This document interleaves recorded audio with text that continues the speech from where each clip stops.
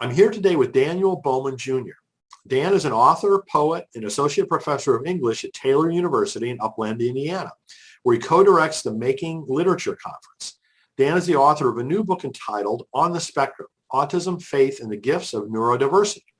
He writes and speaks regularly on neurodiversity, including the SBC's Facts and Trends website, the Mighty, Ruminate, and at the Association of Writers and Writing Programs.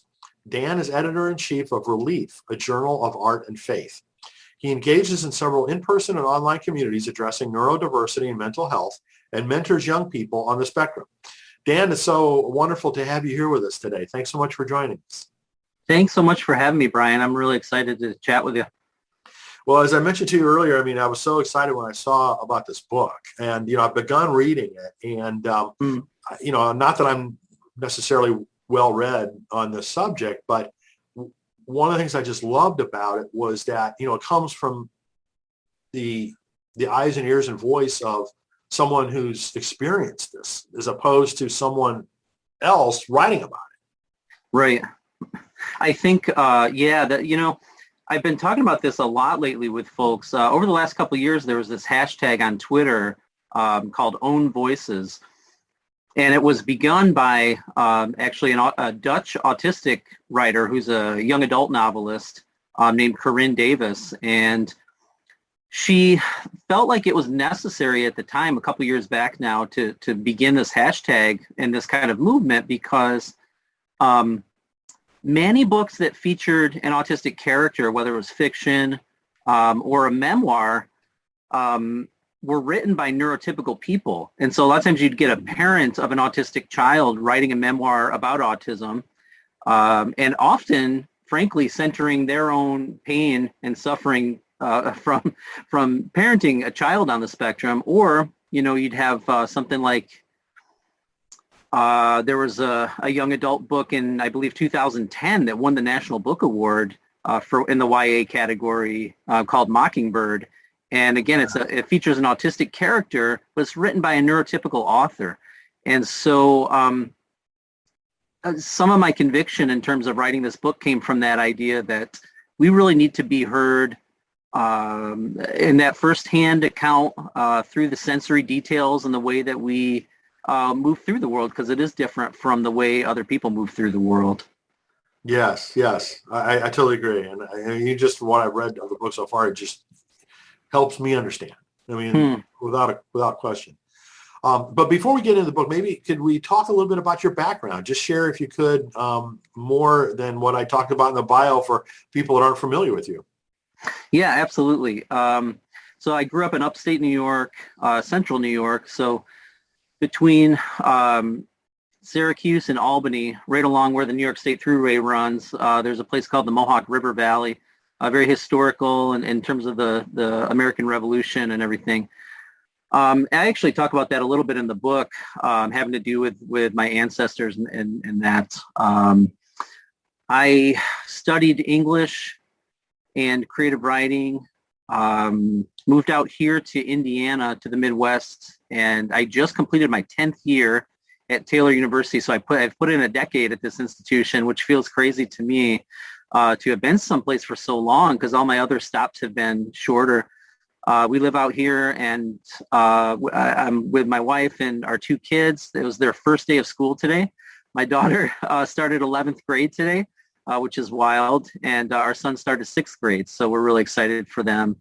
As you mentioned in the bio, one thing that's been really important to me is mentoring young people on the spectrum. So 2 years ago, I got involved with this group that was just forming at Taylor, and now it's called SEND, which stands for Students for Education on Neurodiversity. And it draws in many autistic students, many with ADHD, and some with bipolar and some other comorbidities of autism. And also just people who are curious and want to learn more about good mental health and have awareness of good mental health strategies while they're in college, because of course there's so much pressure exerted on them. So that's been a huge blessing in my life, is working with these students, especially the autistic ones, for the last couple of years also. Well, I think it's wonderful that you've, given back so much, of your time and your expertise and your experience, to help other people. That's just really wonderful. Thank you. Yeah, I came to that conclusion a year or two ago as I was working on finishing this book and working with the students that those truisms, Henry Nouwen and many others talked about the wounded healer, and those truisms about where your greatest wounds lie, has the potential to become the source of the greatest blessing that you can give to other people. And when I was younger, I didn't understand that, or I thought it was cliche, or I took it for granted. And the older I get, the more I recognize the truth in that, and that it's actually a very beautiful way to live. And so I've been trying to live into that. Wonderful. That's a great role model for, those coming after you. So before we talk about the new book, what kinds of things have you written previously before On the Spectrum? It's a great question because my writing's been all over the place. I'm probably a bit of a publisher's and agent's nightmare because I resist having a kind of, although I think my voice is kind of consistent over different projects, I resist having a sort of simple brand because I love fiction. All my training's in poetry. I'm not a PhD. I'm an MFA in poetry writing. And so I pay attention to language at the most granular level. I mean, poets count syllables and think about relationships between sounds and line breaks. And when you're at that kind of a level, you you have a sort of different relationship between form and content. So I'm not only trying to tell a story, but I'm trying to tell it in the best words. And so, yeah, I started with poetry. I published a book of poems with a small press in Chicago in 2012. And after that, I wrote some poems. I drafted two novels to completion with a lot of revisions. And actually, I had gained an agent through one of the novels that I was trying to sell. I had reached out to some agents to try to see if anyone was interested in a young adult novel with an autistic protagonist. And so I gained my agent that way, but then the nonfiction project On the Spectrum, this new book, the opportunity came along to do this. And so the fiction's on the back burner. My dream, I suppose, would be to write more poetry and fiction, even if this book does well. So that's kind of where I'm at. Well, good for you. That's wonderful. I mean, to be able to be skilled in different genre like that, is very impressive. It's really fun to keep writing in new ways. Yeah. Very cool. Very cool. So how did this book come about, the new one, On the Spectrum? What's the story behind that? This is a weird story, and it seems very unlikely to me, but this is actually the real truth of how this happened. I have talked with a number of folks. I wrote some pieces for Ruminate magazine out in Colorado, and those pieces did really well on their website. And they were pieces that they were my earliest attempts at writing about being autistic, writing nonfiction about it.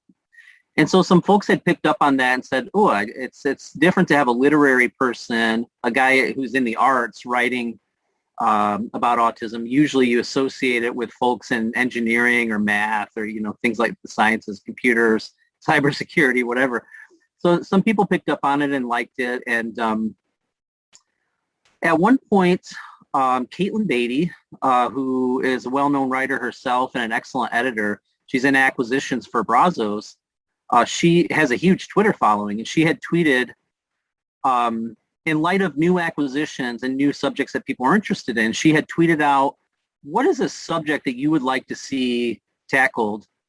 And she's speaking to sort of progressive Christians, I think. And also then the second part, who would you like to see try to tackle it? And a good friend of mine who also has a large Twitter following tweeted back at her and said, I want to hear about the relationship between autism and Christian faith. And I think Dan Bowman should be the person to write that book. Wow. And oddly enough, I had the agent already because I had been working on the novel and we were trying to sell it, but we didn't get too far. And suddenly Caitlin reached out and said, is this something you'd want to do? It sounds good to me. And it was just a fantastic opportunity. And so I got with my agent and we got a deal done with Brazos, and that's it. Now the book is in my hands. That is just amazing. Yeah, Never know the power of social media. Well, the power of networking and relationships. Yes. Right? I mean, that's what it really boils down to is, kind of who you know and who knows you, and you never know when something is going to end up coming of it. Yep. And Caitlin, by the way, is a good friend of mine too. I mean, I've interviewed her several times. She's awesome. been at my conferences, and so, and she's excellent. Well, that's the thing. She is fantastic. And so when I saw that opportunity, there was a point at which, every agent would say this, but my agent, of course, said, well, do you want to shop this idea around a little bit more? Do you want to see who, if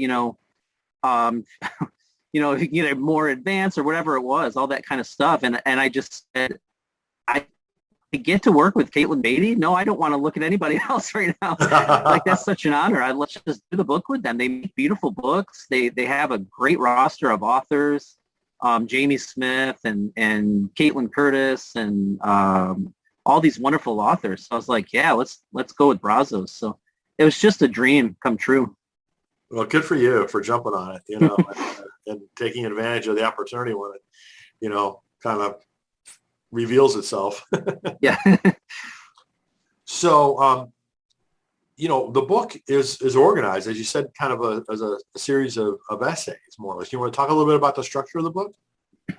Oh, yeah, I'd love to, because I think that it's kind of somewhat quirky maybe for folks who read a lot of, especially if people are reading like Christian Living or books like that are more sort of a linear chronological approach. I don't even know how to write nonfiction like that. I take the collage approach, and I think part of that has to do with the autistic brain wiring. I have a lot of trouble seeing the forest for the trees. And so for me, I can look at all these individual details and these short narratives, these small anecdotes about my life that I want to investigate and interrogate and try to understand what they meant to me and so forth. But I don't often see how they all come together. I just see them individually. And so it's a bit of a hodgepodge. And at first I really wrestled with that. The first draft was bad. And they told me as much. It just wasn't coherent. And so I needed to do more work on tying it together. But even now, in terms of form, there are epistolary pieces. So there are letters that I'm writing to people. There are traditional longer essays, 20 pages, what you might think of as a creative nonfiction piece. There are very short little pieces that started as blogs, and some found pieces too, including poems and some pieces of research and snippets from other things. I do interviews with people. I put in interviews that people did with me. So it's kind of a lot of variety, I think.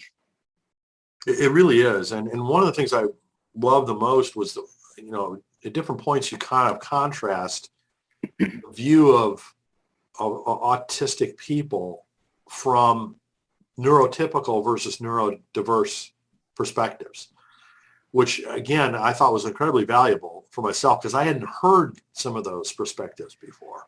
Yeah, I talked with someone recently who said, recording for a podcast a couple of weeks ago, and he said, my greatest takeaway was the stuff early in the book where you distinguish between the old pathology model of talking about autism in terms of its deficits and how weird and quirky and unusual and all these things that people are, versus taking it to an acceptance model or a neurodiversity model where you can just say, you know what, these things aren't necessarily bad, they're just different. It's just a different brain operating system, that makes us go.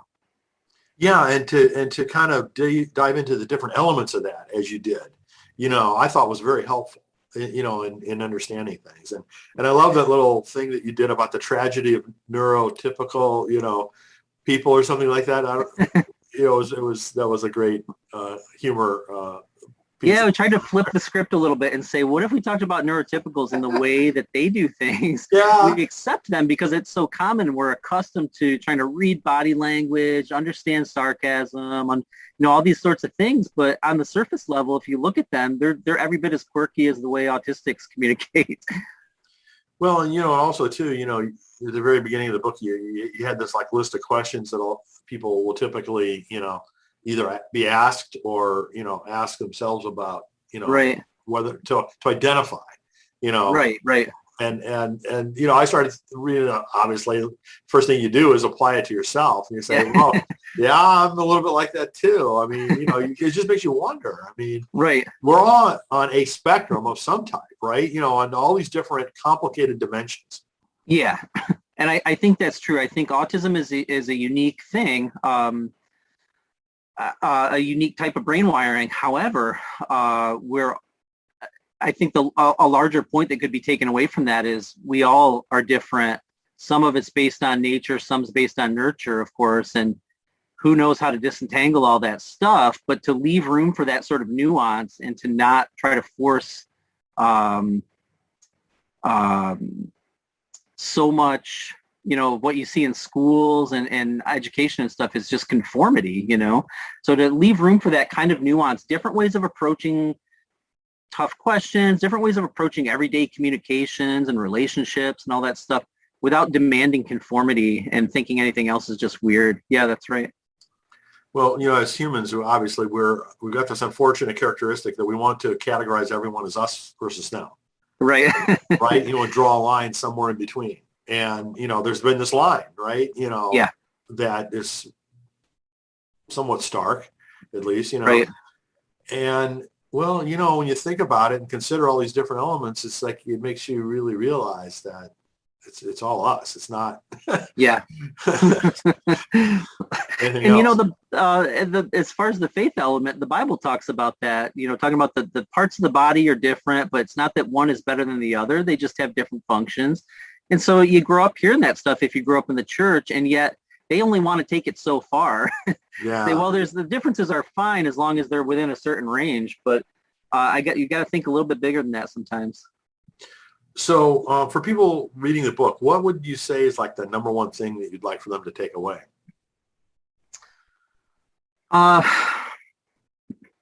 Certainly a lot of what we've just been talking about, just sort of normalize those differences and to normalize talking about the autistic brain in ways that move beyond the old pathologies and move into an acceptance model.